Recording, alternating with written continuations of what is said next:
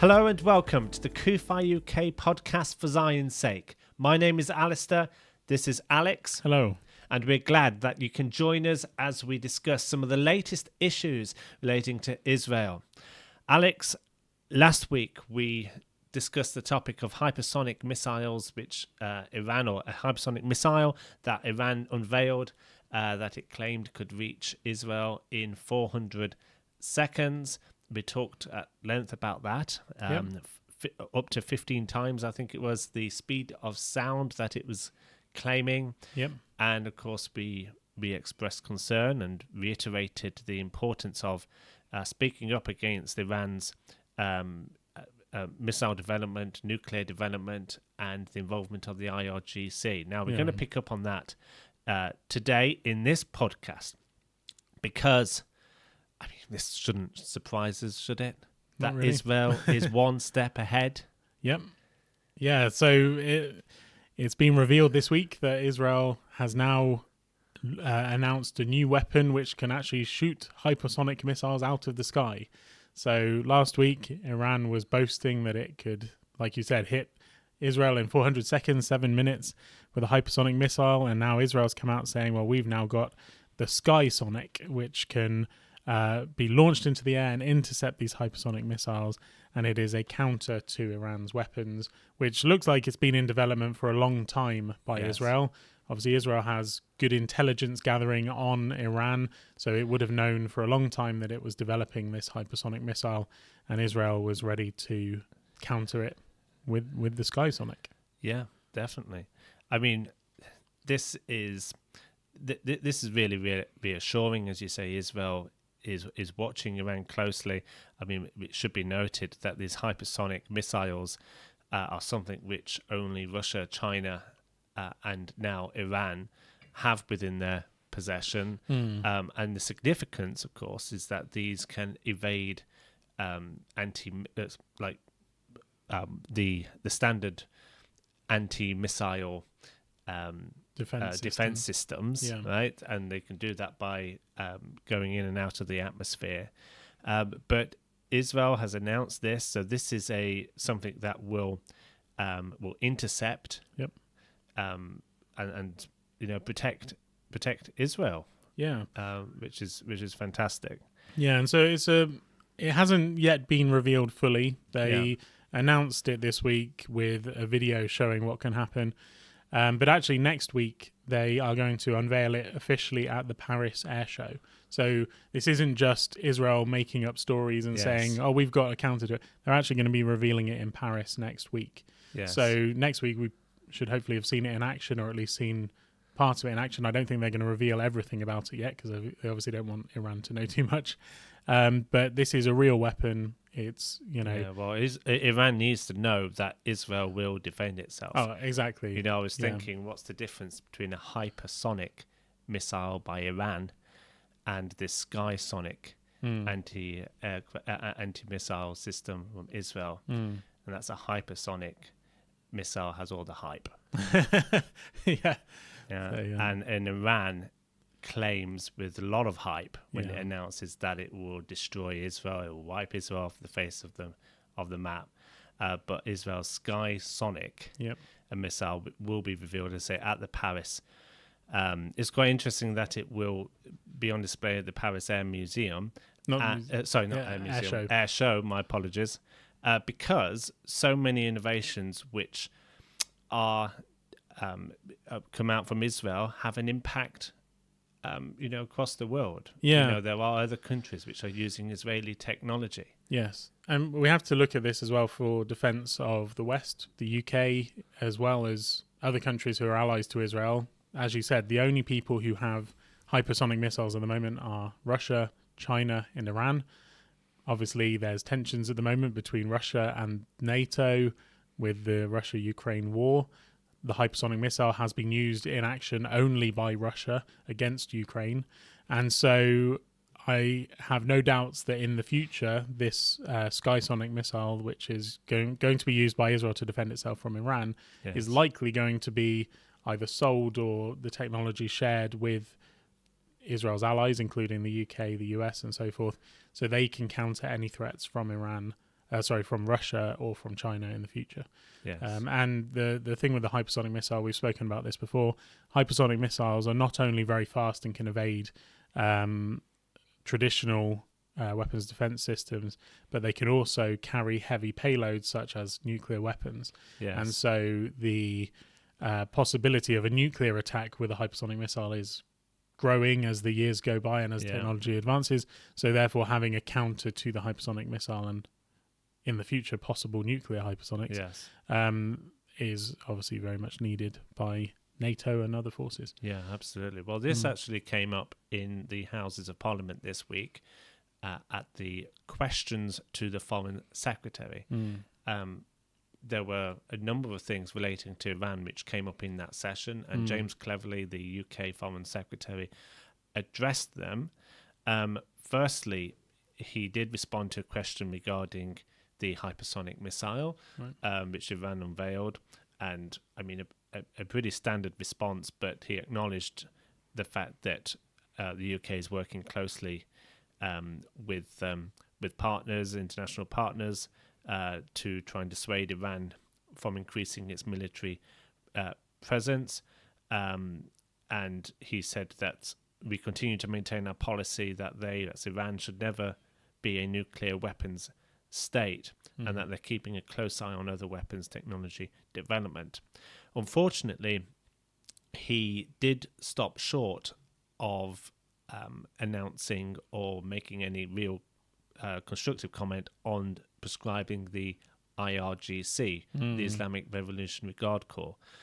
And there were some really good questions which were made by a couple of MPs. And I think it is encouraging that a number of MPs did raise this. One of them was Bob Blackman MP, and he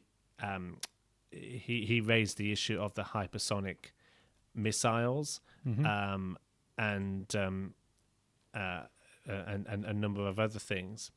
But CUFI is calling upon the UK government to ban the IRGC here in the UK, and that hasn't yet happened. No.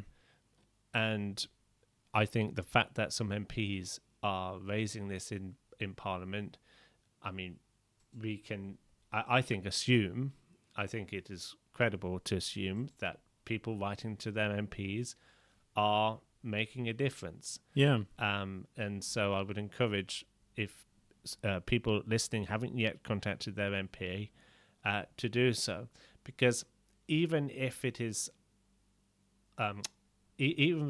within the views of the MP existing, their existing view, writing to MP encourages them, shows that there is support, shows that they can articulate their views, knowing that constituents are behind them. Yeah, and it acts as a reminder to them. I mean, there's so many issues that MPs are dealing with on a daily basis that we have to keep reminding them of Israel and keep reminding them of the threat of Iran. Yes. So it helps to remind them, like you said, it helps to embolden the MPs who are supportive of Israel. It helps to maybe temper some of the anti-Israel sort of narratives of the MPs who are anti-Israel.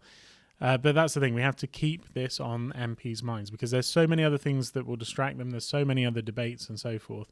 We have to keep pushing forward with this narrative. And obviously, even with James Cleverly, the Foreign Office is dealing with lots of issues on the around the world. But we need to keep hammering this home. And one thing we should mention about the correlation between the IRGC and the hypersonic missiles. The IRGC is the organization, the militant branch of Iran that will actually utilize the hypersonic missile. So this is a weapon which is being touted by the regime as a weapon to strike Israel and damage Israel. Yes. The UK government has long said that it will always defend Israel against threats against it. Yeah.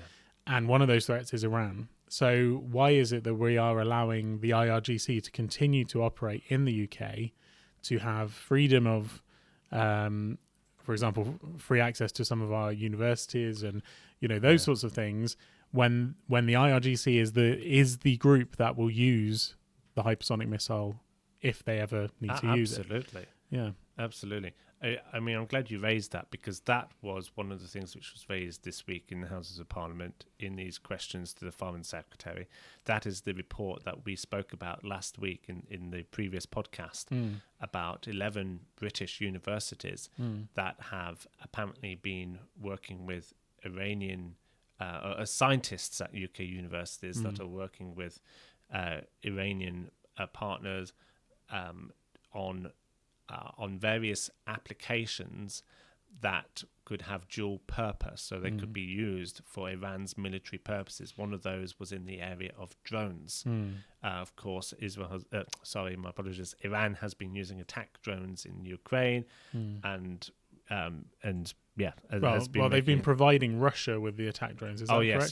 That's They've right. not been themselves. They haven't. But at the same time, it is actually a test field for Iran. Yeah, and they're gathering intelligence and data. Yeah, and they are probably tweaking the technology so that it performs better. And I think it's fair to say we were talking the other day with a colleague of ours from America, and he was explaining the speed in which Iran is now creating these drones. And there was a drone that was shot down in Ukraine. And it was made by Iran.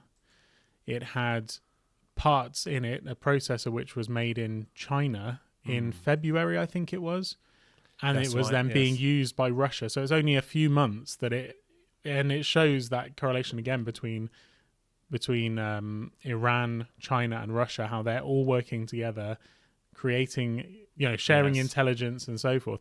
And I think it is a real threat, not only to Israel but to the West, and it shows how quickly. I mean, if they can literally in 3 or 4 months make these drones from scratch, just think how many more they can have in a year or two's time. If Iran wants to then provide those drones to Hezbollah, there's already a corridor of transport between Iran and Lebanon and South Syria, where Iran can already give those drones to Israel, and to Hezbollah, and Hezbollah can use them against Israel. So it is a very real threat, and it's rapidly increasing. It is. James Cleverly, the Foreign Secretary, did commit to investigate the claims which were being made. Jewish Chronicle has done quite an intensive investigation into it. A few interesting comments which have come out this week. So that's a really good thing, by the way, that the Foreign Secretary is going to take these claims seriously. One member of Parliament, David Davis, wrote in an article this week, there is simply no point in having a sanctions regime unless it is enforced, and allowing Iran to benefit from access to members of elite British institutions and their high-quality laboratories to research topics of military use is an error that may one day haunt us, is what he says. Not only is Iran a constant source of menace in the Middle East, with its proxies such as the Houthis in Yemen and Hezbollah in Lebanon, inflicting frequent damage on the UK's allies, its relationship with Russia, Europe's most aggressive power, grows closer by the month. He said, it is far from inconceivable that the technology developed as a result of collaborations such as those exposed by the Jewish Chronicle may one day lead to the injury or death of British soldiers or civilians. They have to be stopped immediately. And he is absolutely right in saying that. There have been some people who have been questioning, what if some of this research and collaborations are not for the purpose of Iranian military, but they have other uses. And actually, the one of the journalists which was involved has written an article this week where he expands on the case that is being made, and he said, take this as an example. He says, where the UK partner was Imperial College, the research was actually supported by the Iranian Science Ministry and Iran's Islamic Bank, and I struggle to understand quite how such a project could have been granted approval. So So basically, the universities that have responded are saying, no, we go through very thorough checks. Yes. We do due diligence on all of these things. And yet, a basic background check into that particular project would have identified partners that were sanctioned by the British government. So there has been a complete, if this is true, there's been a complete failure on the part of these departments and the universities themselves. Of the universities to take account of what is happening. So it is really serious. It is very serious. And I think actually one of the troubling things, we didn't touch on this last week, but one of the troubling things itself is how the universities have responded. Yes. Because actually all of their responses were, we take thorough checks, we make sure we're not breaching. It was basically like, no, we've not done anything wrong, we're not even going to look into it. You'd have expected that if there was a threat to national security, that they would actually be saying, we will work with the government to work out, what we've done. So it's actually now going to be upon the government to investigate this and ensure that nothing bad has happened. And if something bad has happened, there needs to be some consequences. Because if these universities are able to operate in a way which is against UK government sanctions, which is against national security, there has to be a strong backlash against them to stop this happening in the future. Otherwise, there's no point having sanctions. Exactly, and also that, and if these universities are actively working against the government's rules, laws of this land, I honestly think, that might be a future thing for CUFI to consider. Like, how do we pressure the government to hold these universities to account to ensure that they are not in, because ultimately this is probably an inadvertent thing the universities have done, but they need to make sure that it doesn't happen again, that they don't just accidentally grant permission to, the UK's enemies and Israel's enemies, because Iran is not an ally of the UK. Yes. We have sanctions against them. We're trying to stop them from acquiring nuclear weapons. They are a hostile friend, let's put it. They're not an ally of the UK. And so if this is happening with Iran, could it be happening with Russia, with China, with other actors around the world? This is, we're only focusing on Iran right now. But if there is some gaps to be plugged, then they need to be, dealt with immediately. And you mentioned about the speed at which Iran is now developing, and it seems to be, it seems to be increasing. It seems to be happening rapidly. How long has this been happening? Has it gone too far? What other information has been passed on? Jewish Chronicle actually published a second piece of research this week, a continuation. So just to clarify, this is new and in addition to the information we put out last week. They've identified 3 other universities, Glasgow, Edinburgh, and King's College, where UK specialists have been working with Iranian scientists on similar technology, and one of those is something to do with a central command system that effectively coordinates or synchronizes mass drones, and sort of links up drones, aircraft, ships, vessels, various things. And anyway, that's something that they are looking into. And I think it's called swarming drone technology. Swarming, okay. Yeah, and so what it is it's the way it utilizes those parts. So, for example, it may have sensors, like kind of remote controls and stuff like that are part of like buoy systems or buoys, whatever you want to call them, that are in the water. They may have other apparatus around, but they can then control drones en masse. So they can control, and I think some of us, well, most people listening have probably seen drone displays, such as when they show images with drones where they're all moving together. That's kind of swarming technology. But that's quite incredible. It's quite incredible. But when it's used for military purposes, it means they can overwhelm. If they've got a lot of drones which are armed with explosives, they can overwhelm systems and swarm them, basically. I mean, this is technology which I say exists, and we don't have a great deal of insight into all of these developments which have non-military purposes. There's a mention also that the technology can be used in situations of sort of humanitarian aid and rescues and things like that.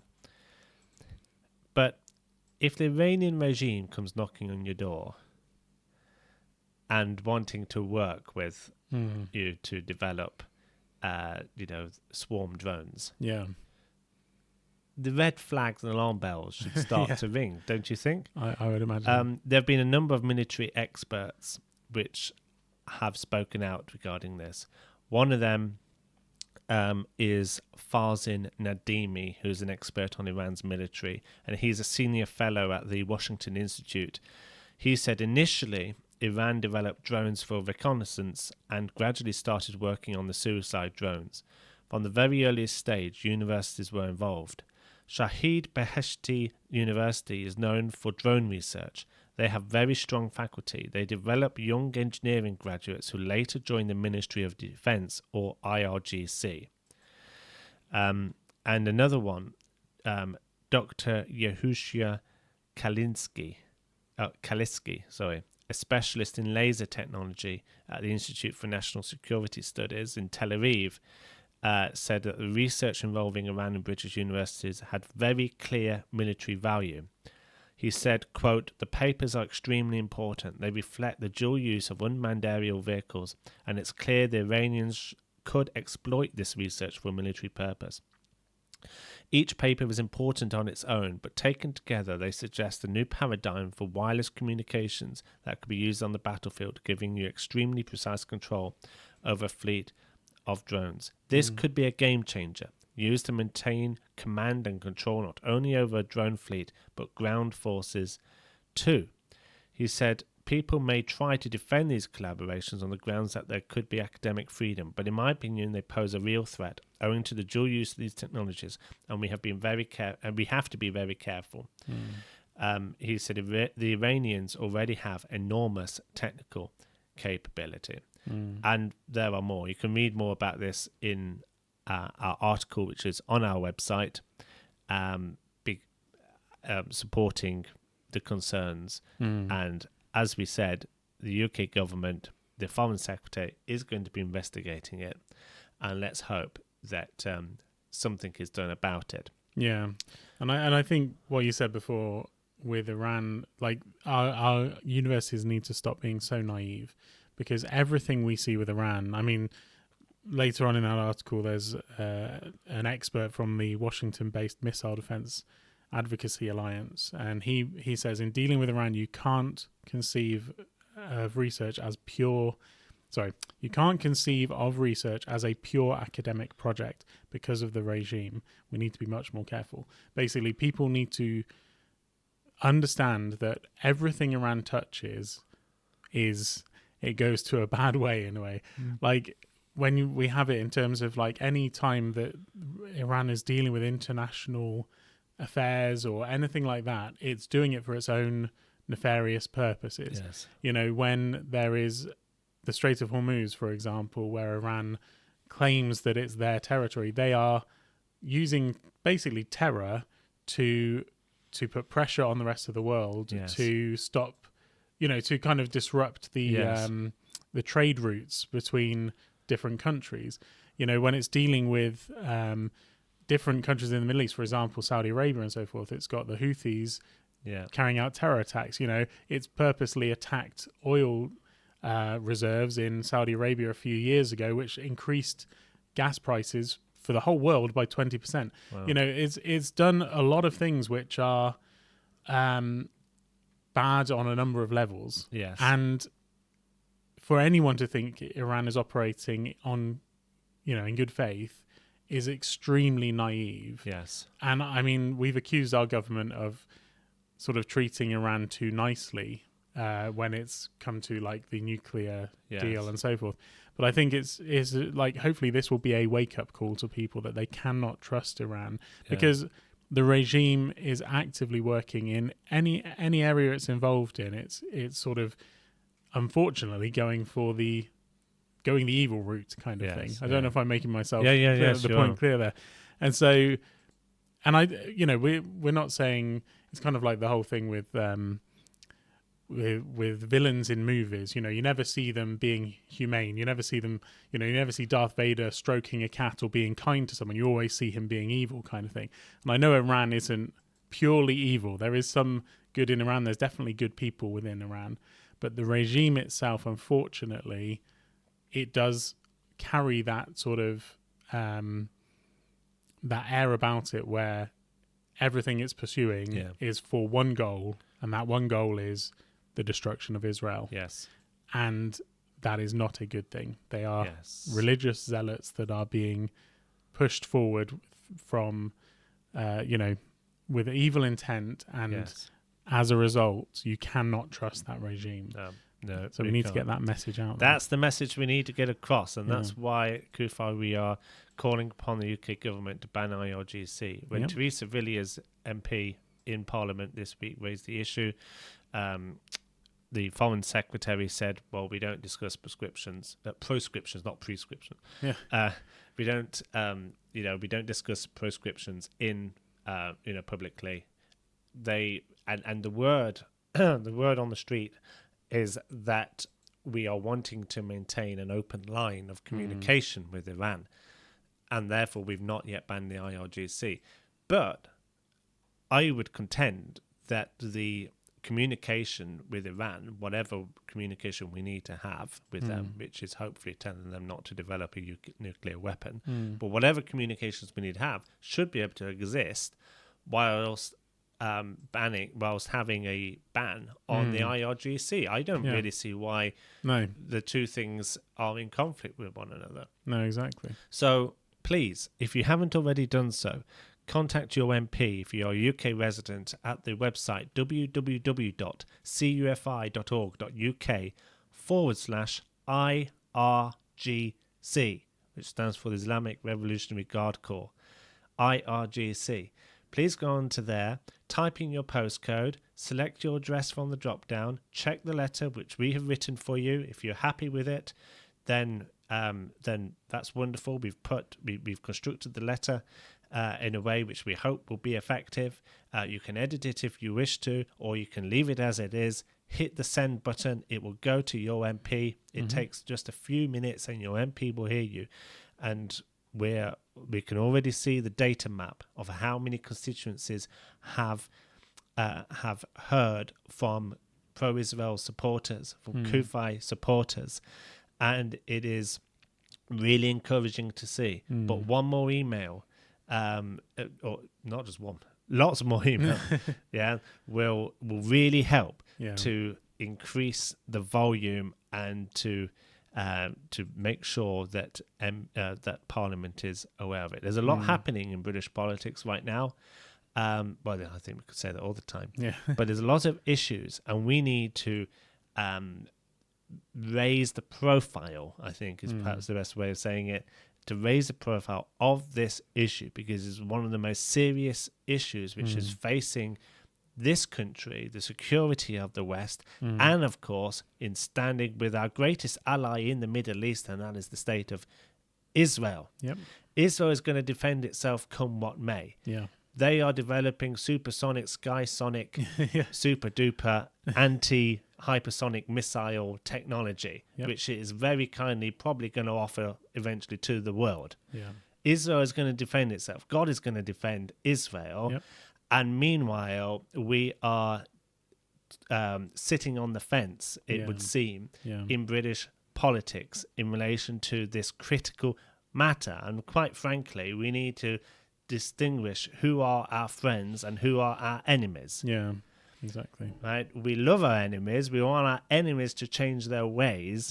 But we have to be strong. We have to stand firm, and we have to show this will not be tolerated.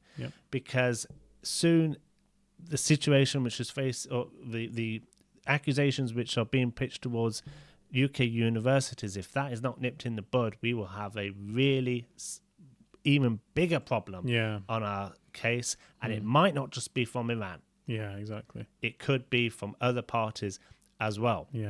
So let's get straight and let's sort this out. But we need your help.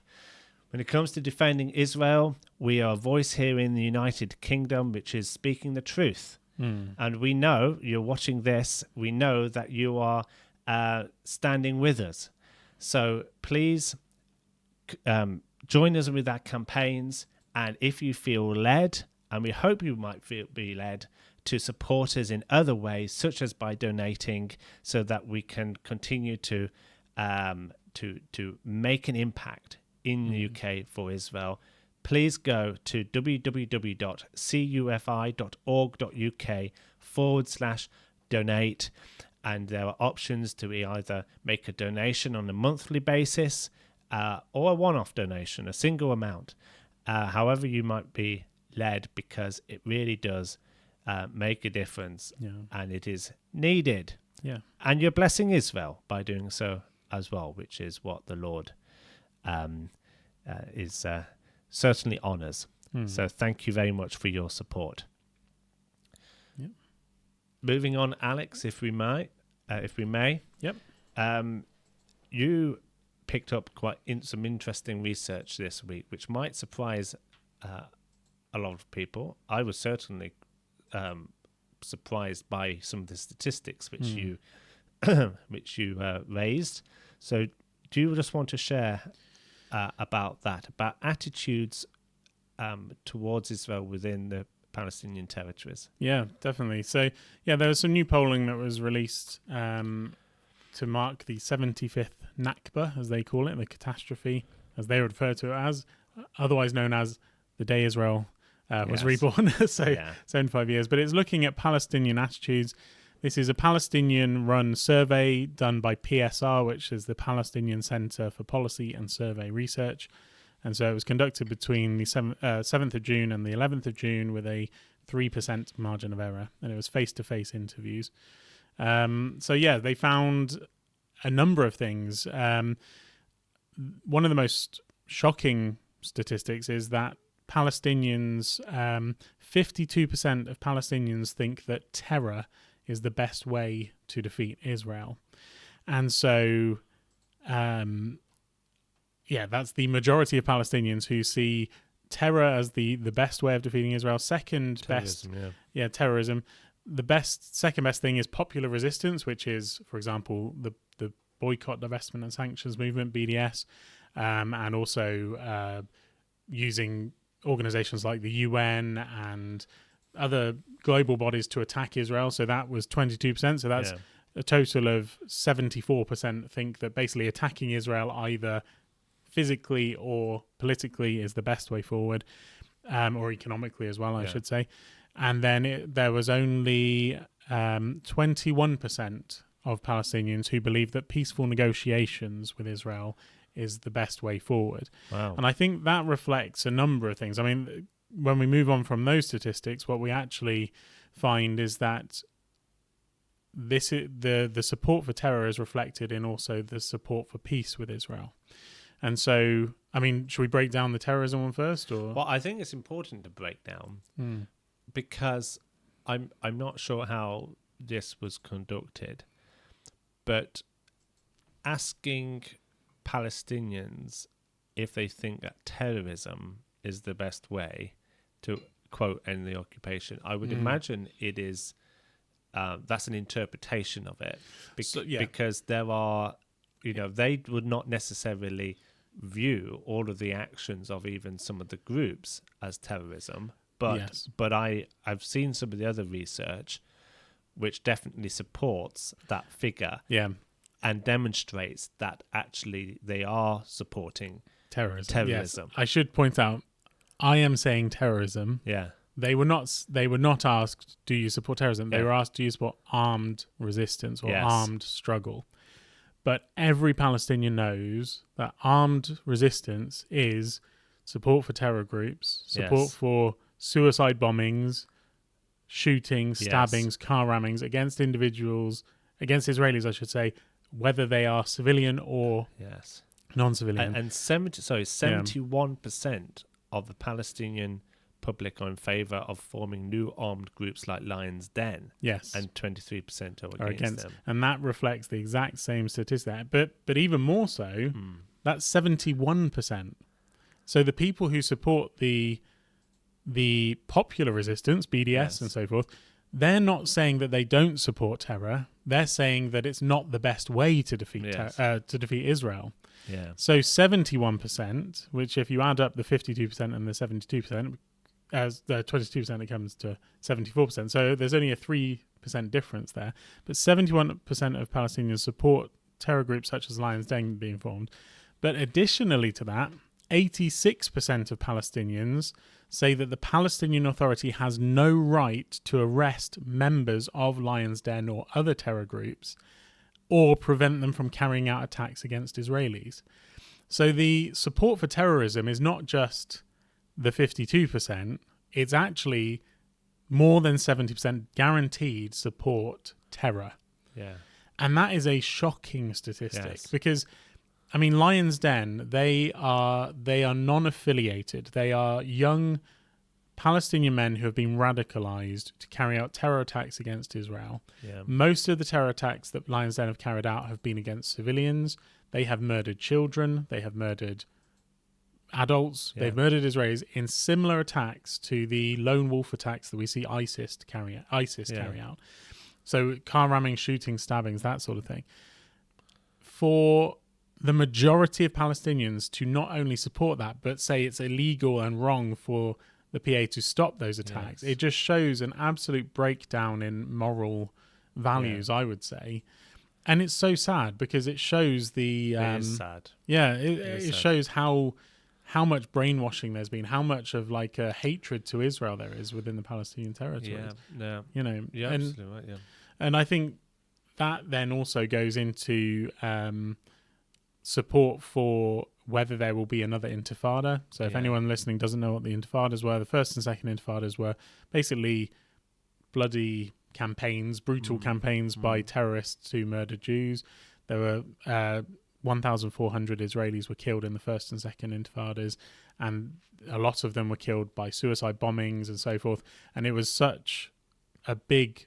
there were so many attacks on Israelis. Like, for example, we have friends in Israel who they had school friends who were blown up on their way to school because a suicide bomber got on their school bus and blew himself up.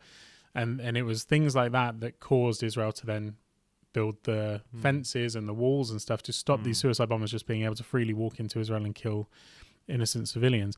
But the support for another intifada is actually up to 51% believe that the situation in the West Bank will continue to escalate towards a third armed intifada against Israel. And you can imagine, like, if their mentality is support for terror, then their expectation for an intifada, the majority are expecting it to, spill over into an intifada, which I think is quite remarkable as well, really. It is. I mean, I'm just reading here that 66% of Palestinians surveyed do not believe that Israel will survive to celebrate its 100th anniversary. Yeah, and so that's the thing. They believe that they will defeat Israel. Most of them believe they will defeat Israel through terror. Yeah. And they believe they're going to be successful. And I mean, I put a note in the article I wrote on this one where it shows that clearly the majority can be wrong because we know that is never going to happen. Yeah. The other thing I think it highlights is, so there's this sort of affinity with terrorism, which goes, unfortunately, is there within the Palestinian society. But also, the one thing we hear politicians around the world saying is they support the two-state solution. Mm-hmm. So our British government foreign policy on Israel is a two-state solution with Jerusalem divided between the Palestinians and the Israelis. Yeah.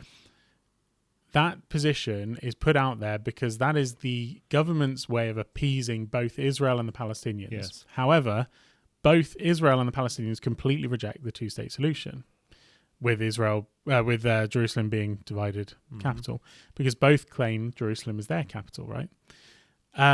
Now, Palestinians reject it even more than the Israelis do, with 70% of Palestinians rejecting a two-state solution, with only 28% saying they support a two-state solution. So this model, which the West particularly, the United Kingdom, present as being a solution, which actually isn't a solution No, not at all. It is a proposal. It's a dividing of the land. And it's as well. a dividing of the land.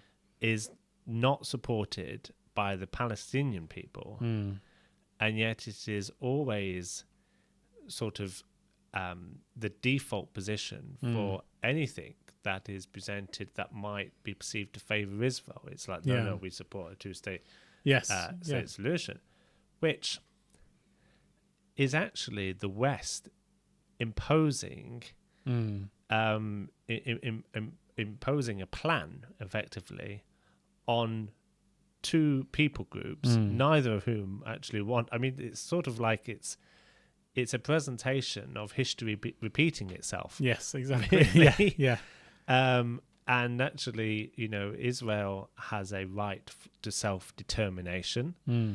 Obviously, there are those who believe that the Palestinian people have a right to self-determination, and this is all part of the conundrum, isn't it? What is done? But actually, what is so sad is that the Palestinian people, according to statistically, do not recognize Israel's sovereignty. They do not. They want statehood, but they do not want an Israeli state to be present. Yeah, and there are, of course, people who are in favor, or of course, people who recognize an Israel state, who and are supportive of Israel, who would be willing to entertain the thought of a Palestinian state, but it doesn't work the other way around. Yeah. These figures show that the Palestinian people do not want a two-state solution. Yeah. So why does the UK government continue to peddle this narrative? And I should just say, I think a CUFI position is that Israel has a right to self-determination. When we see this being weaponized in a way which Israel's sovereignty is continually challenged. I mean, the one other thing I just wanted, I don't know if you have any other comment on that, because there was another thought I was just going to say. Well, with the two-state solution, I think one thing we need to highlight is the reason there isn't peace right now, because a lot of the times we hear that the reason there's not peace is because of the occupation or because of settlements or other stuff. The real reason there is not peace is because the Palestinians and much of the Arab world refuses to accept a Jewish state in any part of the Middle East.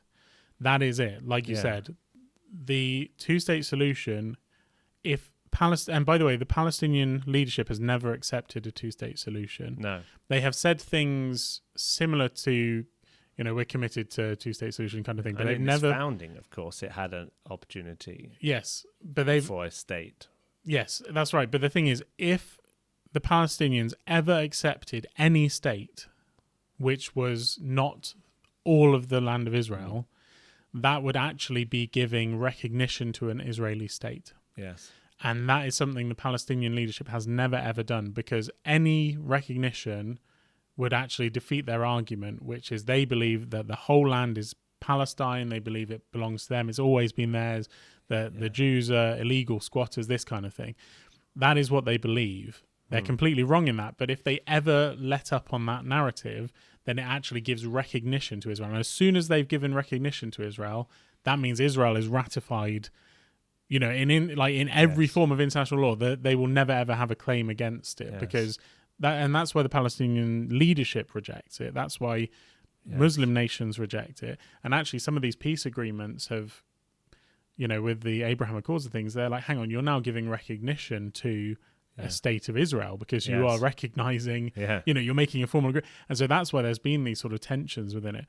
And so, I just want to sort of highlight that the reason why the two-state solution is problematic for Palestinians is because if they accept the two-state solution, that means they're accepting Israel in any part, but they will never, or at the moment, the leadership never will accept it. And by the look of it, the majority of Palestinians also. The Arab world is definitely having a shake-up, isn't it? Because they say you have the Abraham Accords, where the signatories to that have recognized the state of Israel, and yet the Palestinian people, majority statistically, are behind in that recognition. Yes, exactly. The other thing I just wanted to raise is we obviously, as Christians who support Israel, we're very careful, and I think rightly so, not to demonize those people who choose to define themselves as Palestinian. You know, we're very careful, and I think that's right, not to demonize people.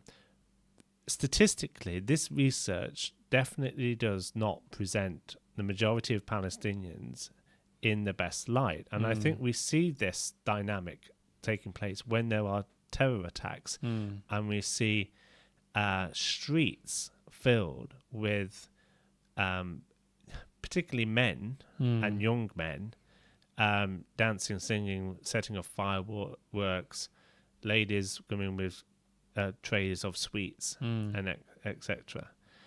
And yet it is so very sad because they are looking to solutions for how they see the world towards terrorist leaders and terrorist organizations that are leading them. And actually, the UK, the Western governments, we don't see a tremendous amount of, obviously they can't, there's a limit to what they can do in terms of imposing, like they can't impose a regime change, for example, in Gaza.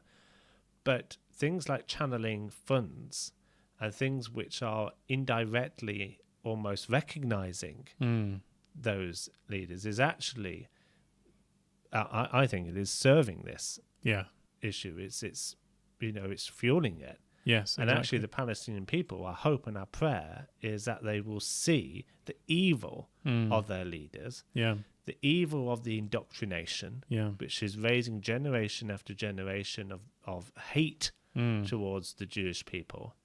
And that has to break. That has to stop. Yeah, definitely. No, I agree. And one interesting thing, what you're saying there is this isn't something which is inherent within all Palestinians or all, Arabs in the region or anything like that. It is there because they are being manipulated and brainwashed into believing that because of a radical ideology, which is in authority over the Palestinian territories and over Gaza. So when they're doing school plays, they're acting out, attacking Israel and liberating Al-Aqsa or Jerusalem. When they watch television, the children are watching television and they're seeing resistance, they're singing songs about liberating Jerusalem and all this stuff. When they're listening to the news, it's all negative towards Israel. Like, they're basically in this bubble of anti-Israel hatred. And that is why we're seeing these statistics come out, because they're basically is ingrained within them because of the society, because of the external sort of pressures around them. What we don't see is that same attitude within the Israeli territories. The majority of Arabs living in Israel support a two-state solution. And the reason why is because they live in Israel amongst Israelis, amongst Jews. They see the goodness of Israel. They're not being indoctrinated in the same way. And actually, Israeli Arabs are more supportive of a two-state solution than Jews in Israel. So actually, it shows it's not about if you're Arab or Jewish or this, that, and the other.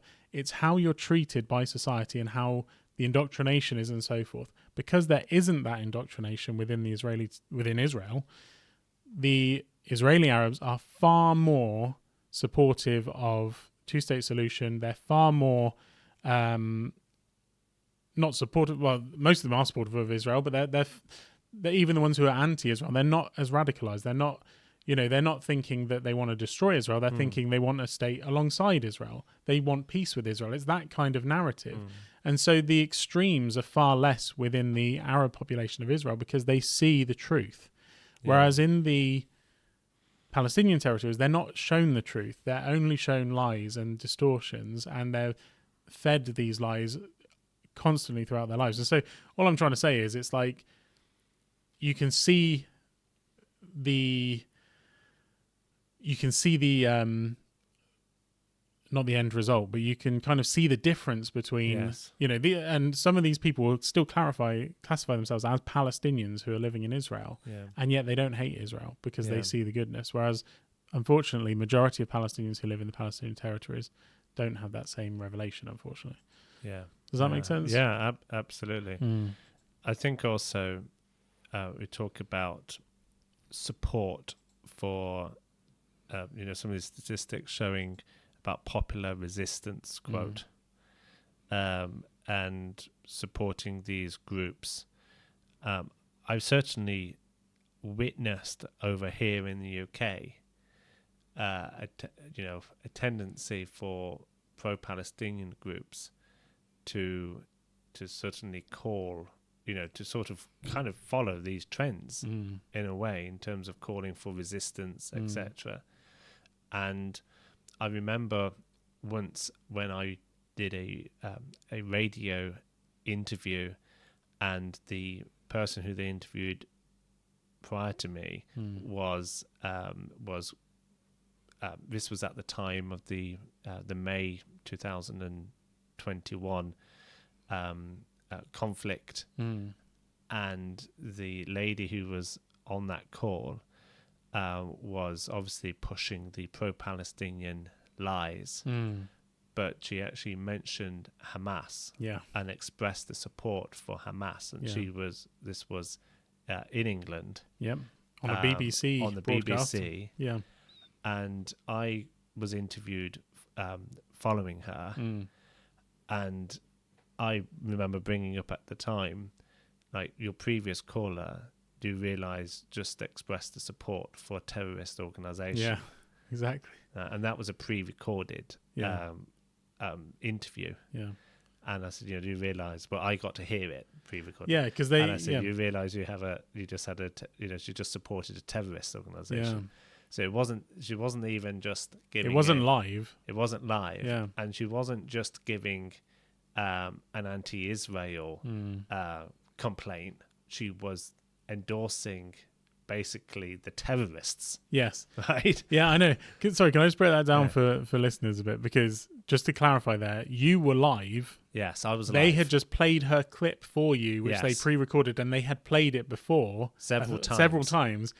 And then when you were live, you then challenged it live on air. So the BBC didn't even realise that they were allowing support for terrorism to be broadcast on their airwaves until you pointed it out to them. And then they changed and didn't play that again. Yeah. Because even they had been tricked, basically, into... Well, yes. I mean, it was a genuine mistake from the BBC, of course, yeah. But they didn't realise... Hang on a second. I have to say that's quite surprising. But yeah, it was a genuine it was surprising, thing. It was genuine. Yeah. So that's... Yeah. And it was only because you challenged it that they then realised, hang on, we've just allowed someone to endorse an outlawed terror group in Britain. Yeah. But this is the thing, that happens in the media. That happens with our politicians. They endorse leaders of Palestinians, or not endorse. They are invited to meet our leaders. We go and meet them and so forth.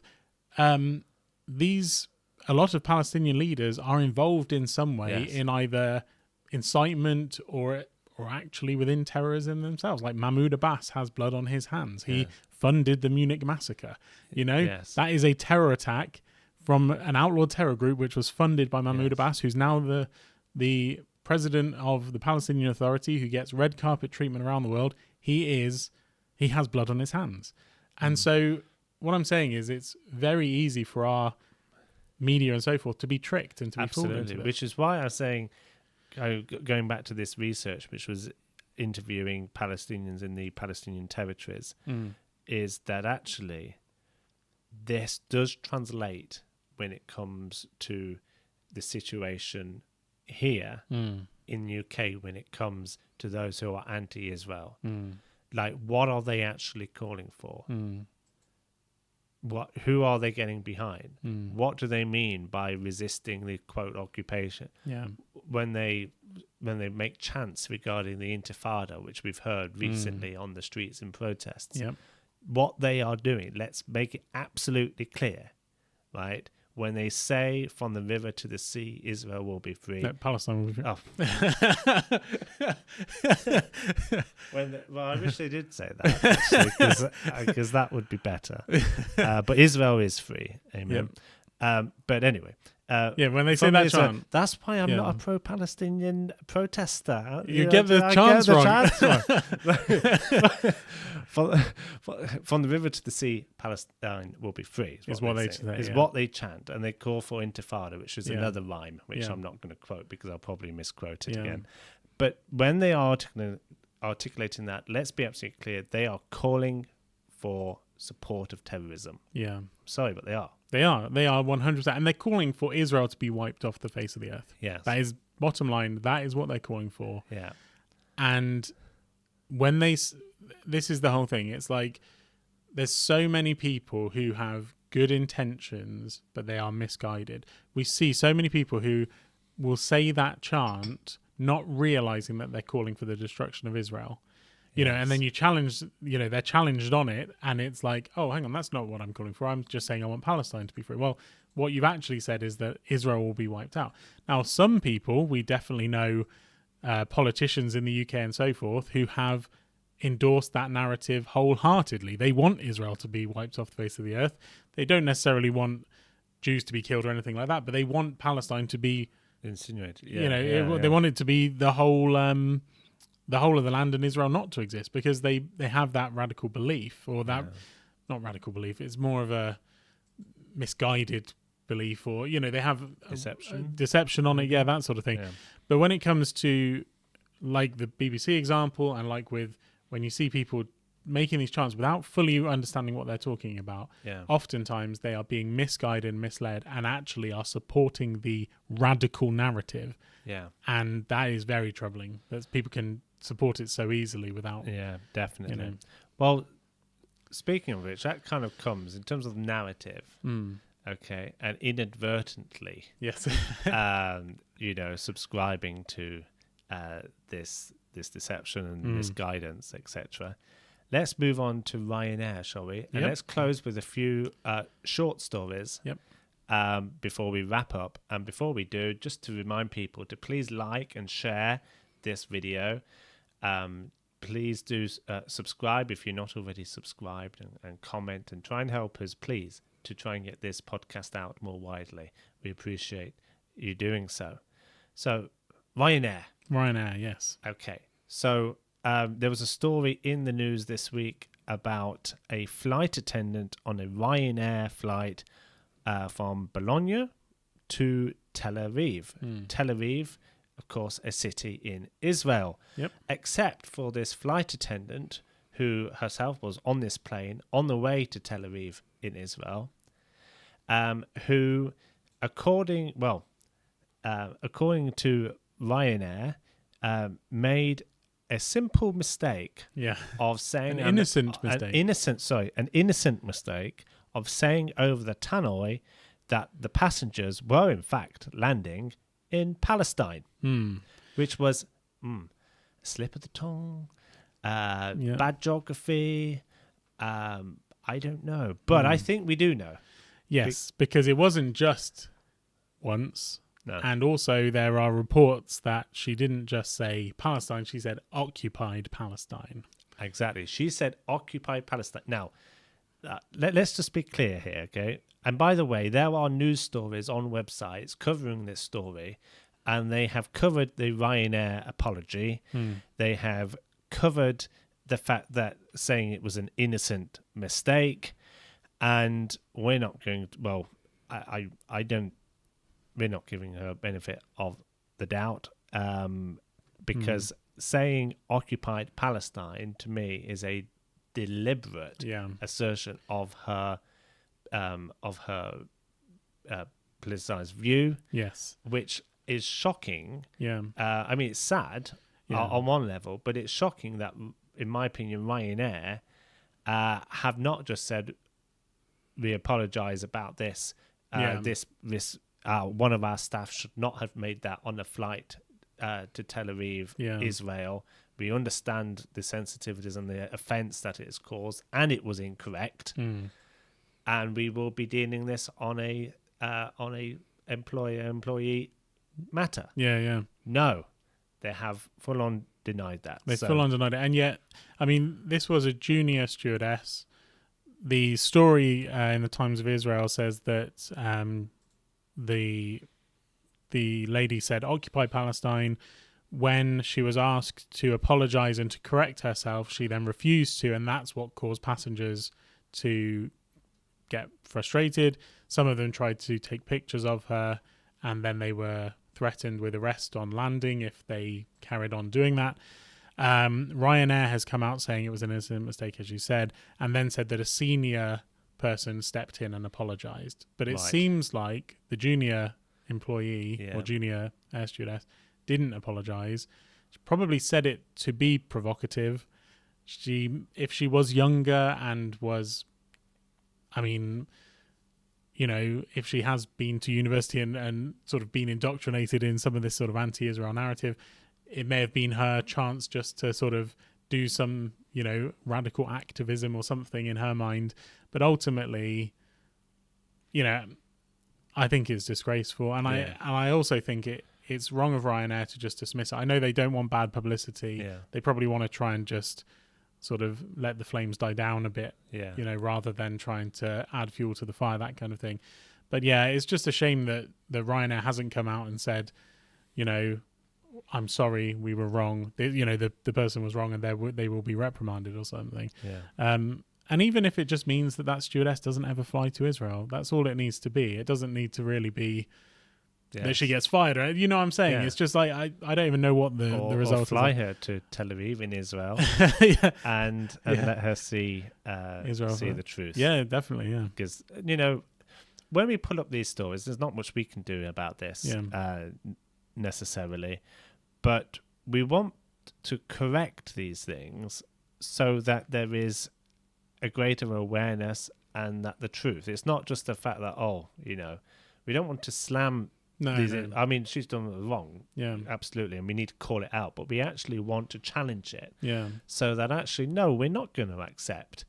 When people are using a professional platform such as this, to basically have a verbal assault on Israel. Yeah, and on the Jewish people traveling. On the Jewish people, we're not going to put up with it. Yeah. And we want to see less of it.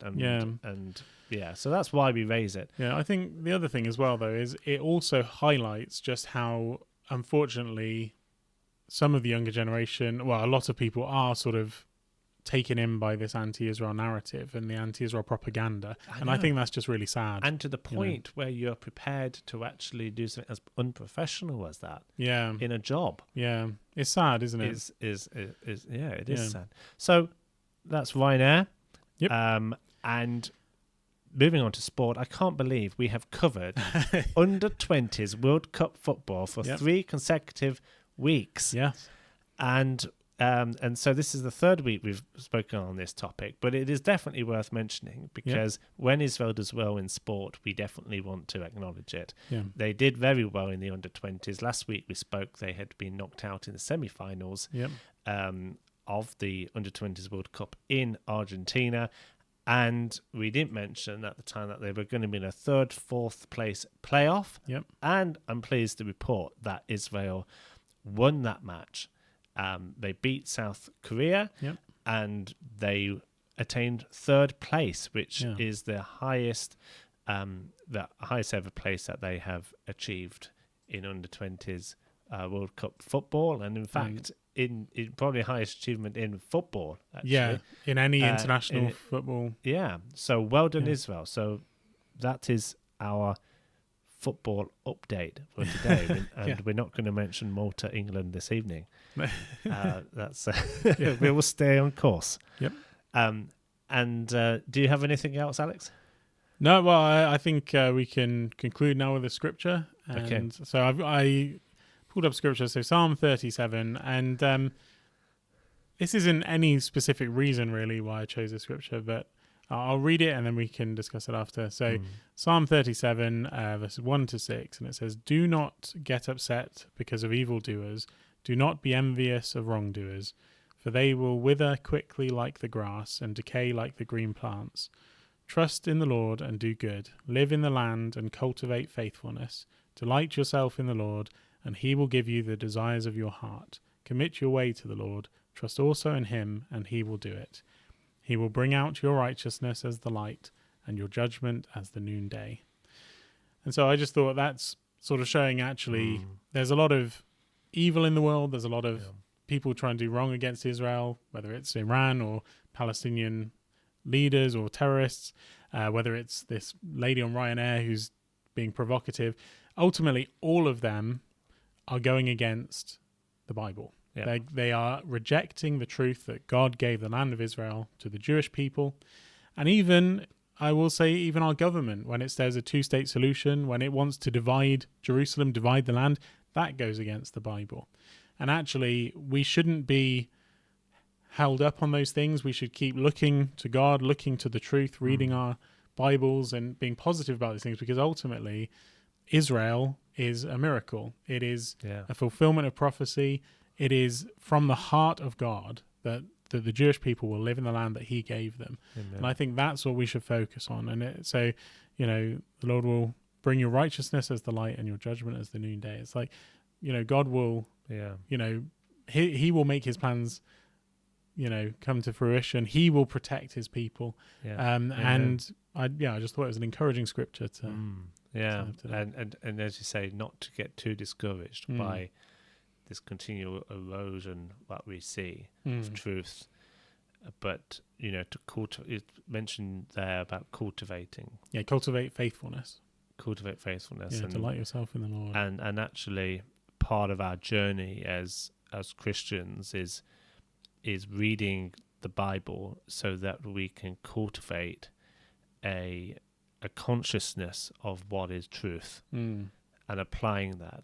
And in our actions and in our motives, when we're standing with Israel, we are cultivating really that part of our faith. Let's cultivate that. Let's cultivate it by prayer. Let's cultivate it by spending time in his word. Cultivate it by discerning what is truth and what is lies, and praying for these things. But that's an encouraging scripture to end on. So thanks, Alex. It's been good discussing again. And we will continue to pray for Israel, pray for the Jewish people. Please pray for this nation, and pray for CUFI, please, as well, as we do this work. CUFI is Christians United for Israel. That is what we stand for. Thank you for coming alongside with us. Please remember to express your support for what we're doing and to help us make a stronger stand for Israel, to please visit the website at the bottom of the screen, and of course to like, share this video. And we look forward to seeing you next time, to discussing more of the latest issues relating to Israel. But for now, may God bless you, and see you soon.